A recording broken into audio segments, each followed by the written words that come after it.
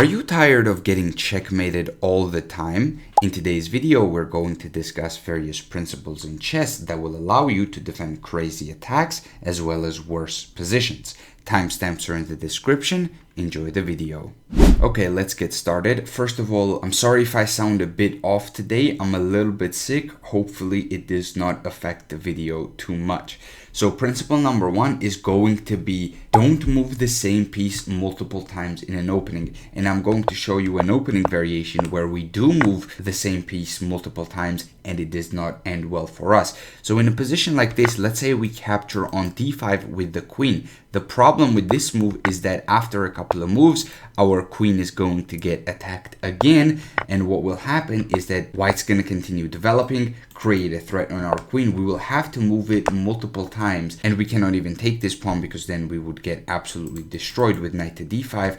The problem is if we just simply continue developing here, it is going to be a bit too late because of how many times we move this queen. We simply cannot defend the position anymore. Let's say after g3, this bishop decides to develop to g2. Now you can see that there is a lot of pressure building up on c6.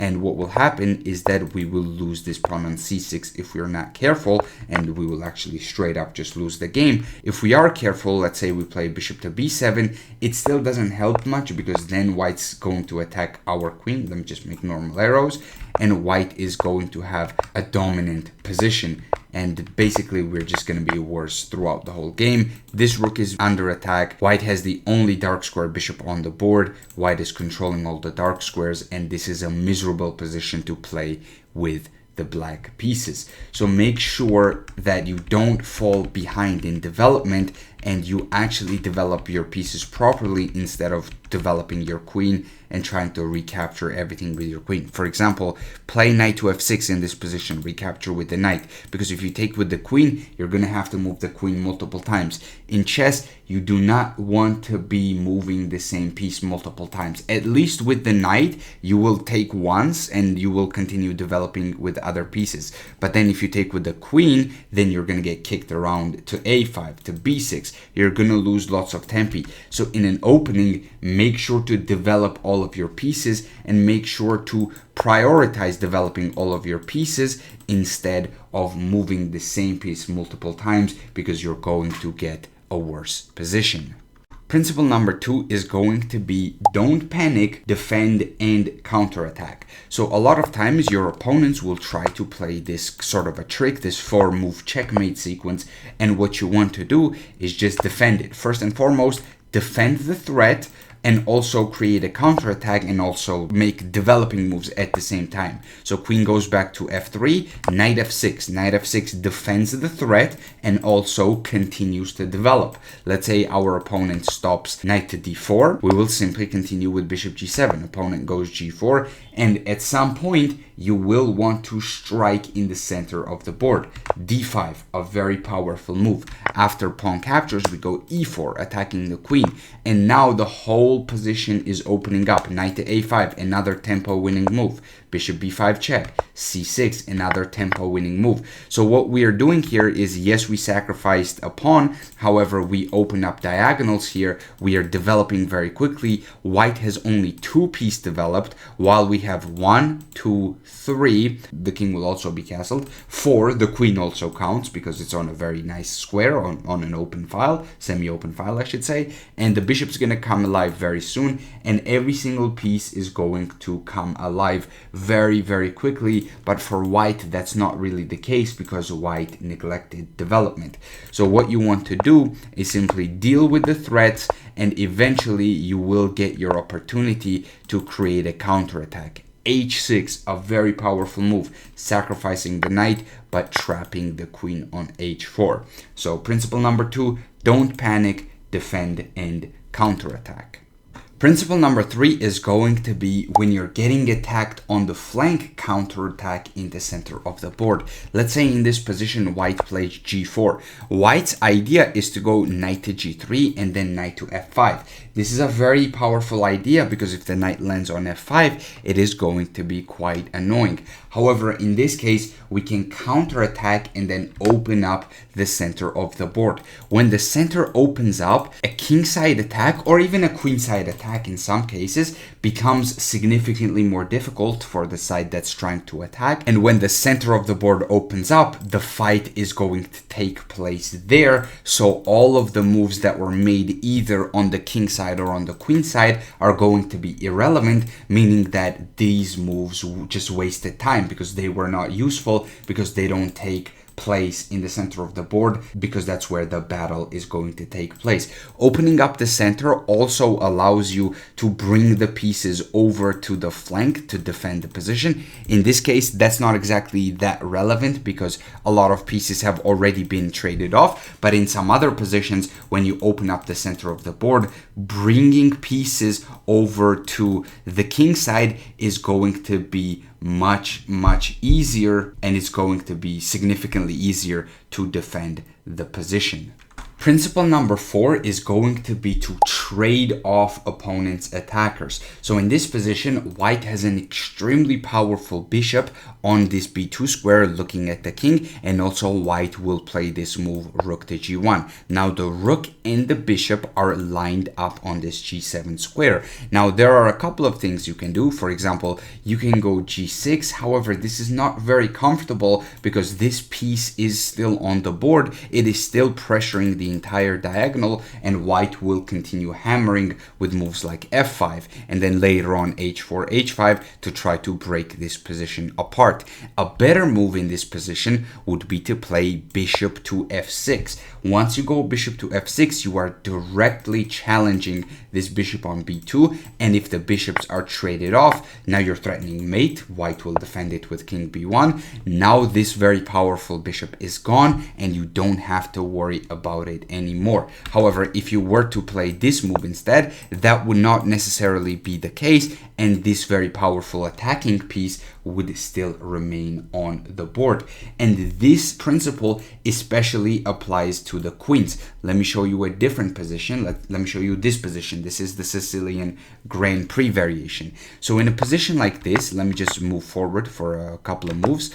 Now let's say rook to f2 is played in order to defend this pawn on c2. The correct move in this position is this move, pawn to e6, offering a queen trade.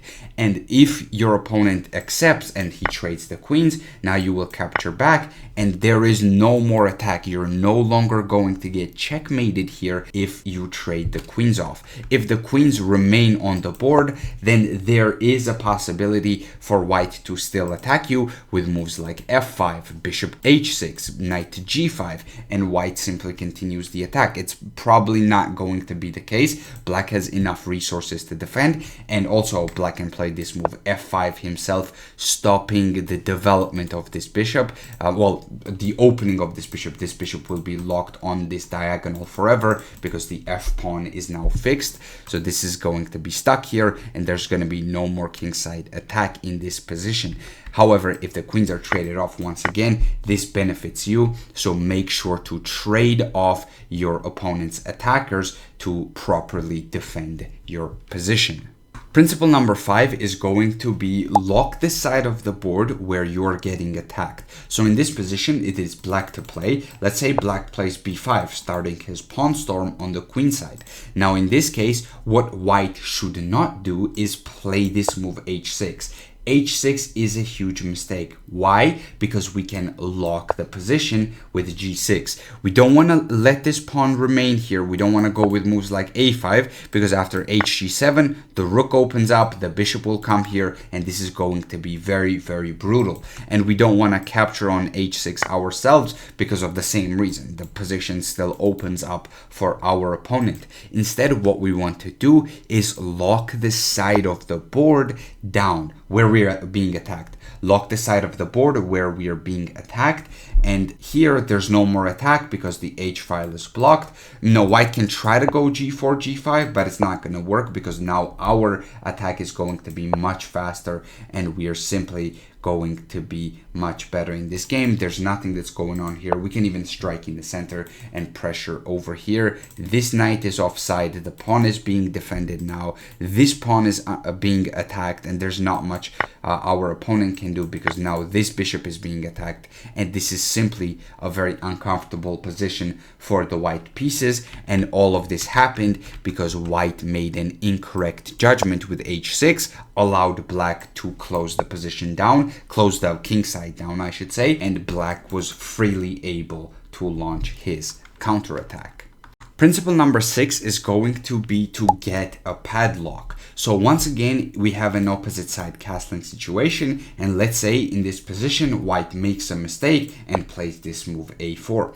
After a4, there is only one move in this position that draws the game or keeps the game equal, and that is this move, pawn to a6. And pawn to a6 creates what's called a padlock. So a padlock in chess is when two pawns of each color are just facing off like this, and if our opponent plays this move, pawn to b5, black will go a5, closing the position down. If white goes a5, black will go b5. So whatever happens, the position will close down, and once again, there's going to be no attack. So this is sort of an extension of the last one. This is sort of an advanced way to lock the position down, because now there's just simply no way to move forward. If this knight was on c6, that would be a different case, because b5 would open the position up. However, in this case, there is no knight on c6, the knight is on e7, and there's nothing that white can do because we can just simply close the position down just like this. A better move for white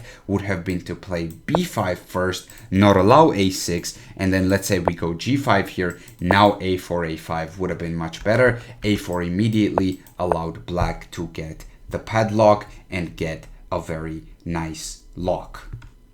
Principle number 7 is going to be when you want to hold an endgame for a draw, make sure to trade off pawns and not pieces. So in this position, there are actually two moves that draw the game, but they both have the same idea. So there's only one idea that draws the game in this position, and let me show you what it is. So in this position, we want to trade off pawns. Now, in this case, we cannot easily trade off the kingside pawns. However, we can get rid of this pawn on a5. Now, if we play a very natural looking move, which is b6, this loses the game to a6. Now white is able to keep the pawns on the board. White does not allow black to trade the pawns off, and then this pawn will easily be protected if white needs to with bishop to b7, although it's already hard to attack this pawn on a6. Now, instead of playing b6, what we need to do is play this move, rook to a6.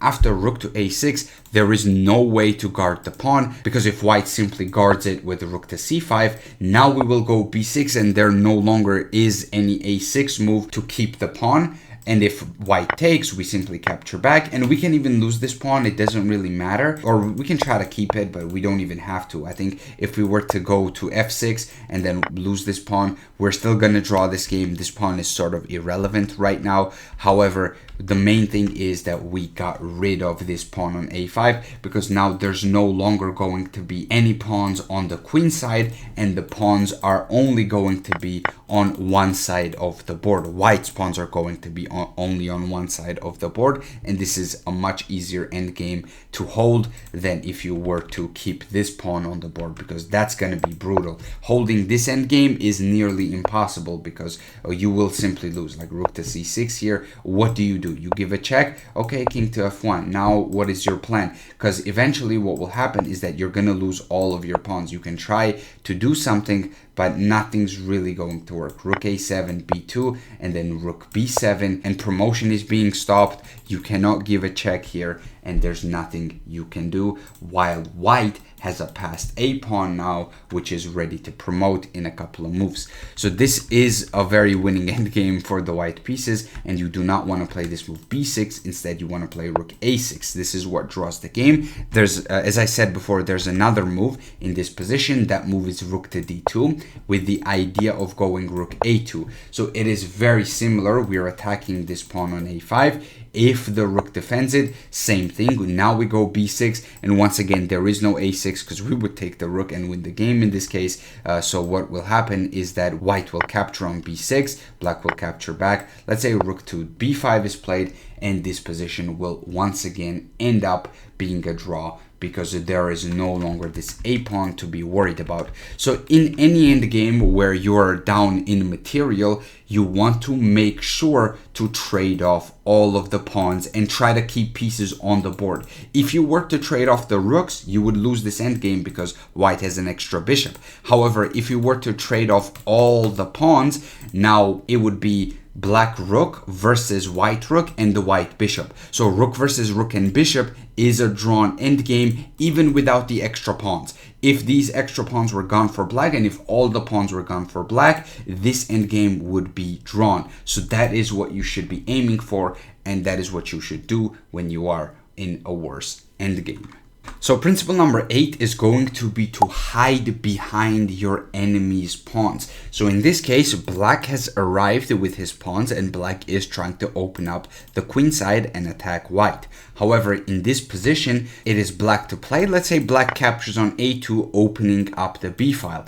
In this case, we don't have to take this pawn on a2. We can go king to a1, and now this is what's called an umbrella pawn. Umbrella pawn in chess is when you hide behind your enemy's pawn, and your king is actually very safe here. There's nothing that can attack it because there's nothing that can jump over this pawn other than the knight, but the knight is very far away, so that's not even an issue right now. And even if it was an issue, it would be easily defended later on in the game. In this case though, there is simply no attack. White is completely safe. However, if you were to capture this pawn on a2, now you're not so safe, because after a move like bishop to e6, now you go back to a1, and now after a move like c5, the attack is slowly going to continue. Black is not going to go with a3 right away. That doesn't make a whole lot of sense, because if a3 right away, there would be b3, but black will slowly build up an attack on the b file, and black will also remaneuver this knight to try to get rid of the bishop from c3. So that is what black would try to do here, and there is no umbrella pawn on a2 to protect the white pieces. However, if you were to go king a1, now there's no more pressure here, because how are you going to get attacked? If bishop to e6, nothing has been achieved with bishop e6. The a file is still closed down. This bishop does not have any meaningful scope. The king is very safe, and now you can continue your attack with moves like h4 and g5. Principle number 9 is going to be don't allow pawn to e5. Now, why pawn to e5 specifically? If in this position we castle, white will play e5, and the problem is that when you play e5, the diagonal opens up. You have a lot of Greek gift ideas. They don't work immediately because this bishop is on e7, but white can try to set that up with a move like h4, and you have to be very, very careful. By nature, this pawn to e5 move enables the attack on your king, and this is consistent with every opening. For example, if I were to go back to the beginning position, and if I were to show you the Caro-Kann, in the advanced variation of the Caro-Kann, white also attacks on this side of the board. For example, after bishop to f5, one of the variations is h4, trying to trap the bishop, and let's say we play h6, the correct move here is g4, and the game goes something like this. And later on, an attack will be launched on this side of the board. That is because of this move, pawn to e5. Same thing happens with the advanced French. For example, after e4, e6, d4, d5, e5, white tries to attack on this side of the board, on the king side. This pawn to e5 enables that because it takes space over here. It disallows the knight from accessing this f6 square, which is a very crucial square when it comes to defending your king, because you are defending the h7 square when the knight is on f6. But if the knight cannot go to f6, then it cannot defend h7, and a lot of attacks happen when opponents play e5. So try and do your best to not allow your opponents to go e5, and instead of castling, for example, in this position, try to go c5, strike in the center. And now with e5, at least you're fighting back, you have not committed your king, and you are able to continue playing the game. Even though this position is technically still worse for the black pieces, you're still able to continue the game, and you're not getting attacked on the king side right away. Principle number 10 is going to be don't castle into an attack. So in this position, it is white to move. Do we want to castle as the white pieces? Well, if we castle here, what will happen is that black will play knight f8, and this knight from f8 will go to g6, it will go to f4, and then slowly but surely, black will push these pawns to h5, g4, h4, and try to destroy our king side and try to checkmate our king. And when you see that your opponent has already played h6 and g5, this is an indication that he's going to attack over here. And if you have not committed your king that way, then just simply don't castle there, especially in a closed position, because in this case, the king in the center is quite safe because the position is closed, the center is closed, therefore there's no problems here. You don't have to rush castling, and you certainly don't want to castle into an attack. So in a position like this, a more sensible move would be something like g3, for example, controlling this f4 square and controlling this maneuver, and also setting up this h4 pawn push. This would be a very powerful way to continue this game. Now, if your opponents play a move like g4, now the whole situation changes, because here, if you castle, the files are already closed, so you're safe. But you don't even have to rush here. You can go knight f1 and reroute this knight back into the game, and then you can do something else later on in the game. You don't have to rush with this necessarily, but you have the option to do so now that the position has closed down. But as you can see, if I go back here, the position has not closed down yet. You don't want to castle because now you're going to get attacked. Principle number 11 is going to be knight on f8, never mate. So in this position, let's say white plays this move bishop to c2. Bishop c2 has a very clear idea in mind. White wants to play queen d3 and set up the battery on the diagonal. In this position, we can go knight to f8 though, and because the knight is on f8, you're never going to have any problems getting checkmated on h7. Even if white plays queen d3, there are no threats here.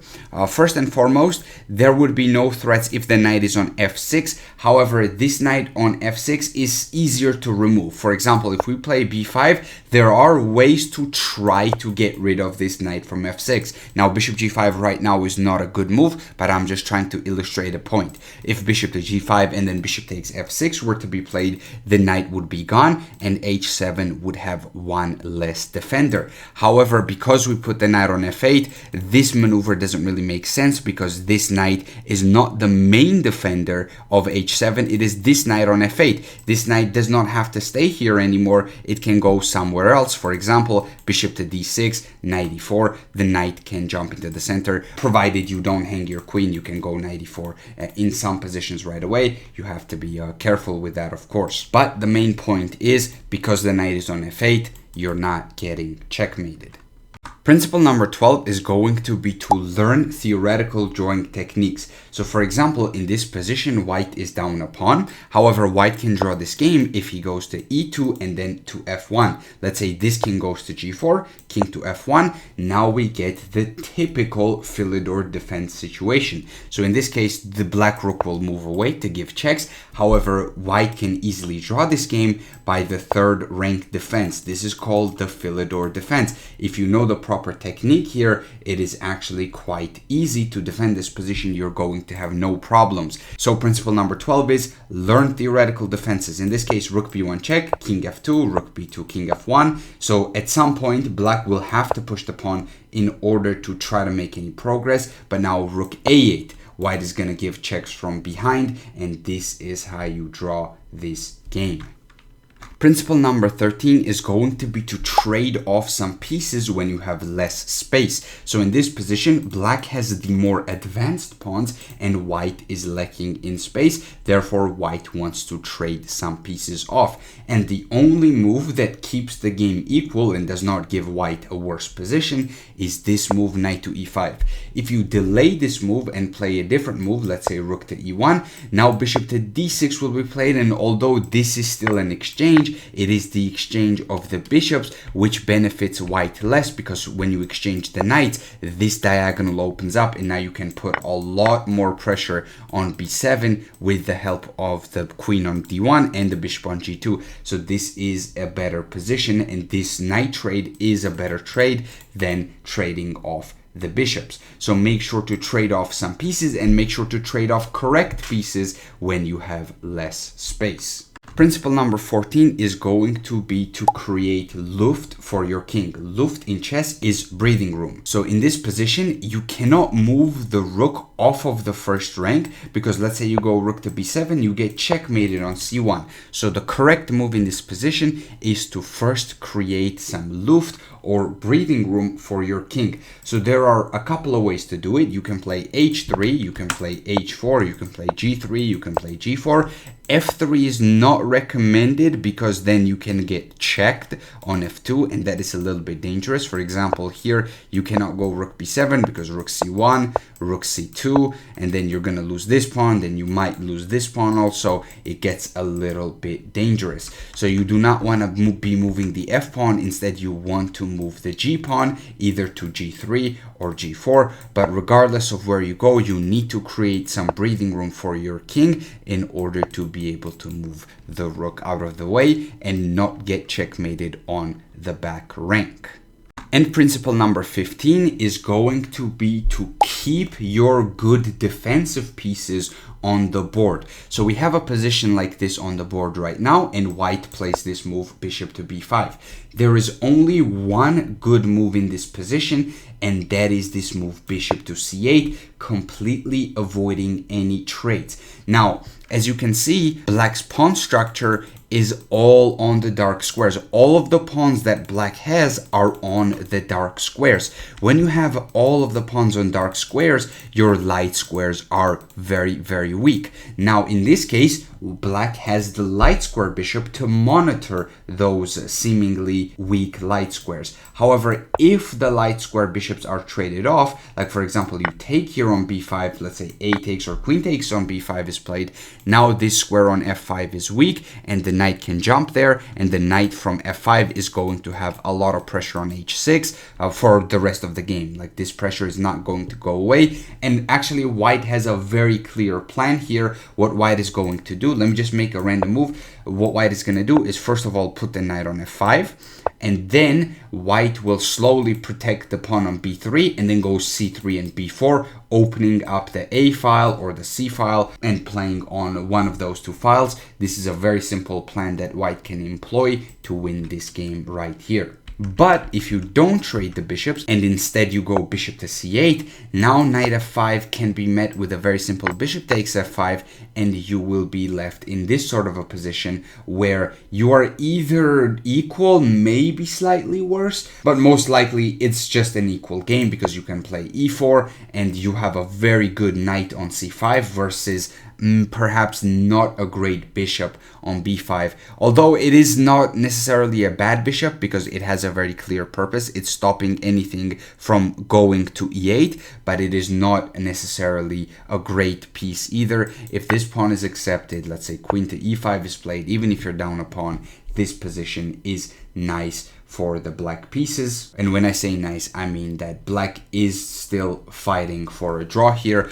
but if you were to trade the bishops off, now you are going to lose this game in a couple of moves, and not in a couple, not soon, but like in maybe like 10 to 15 moves, you are going to be losing here.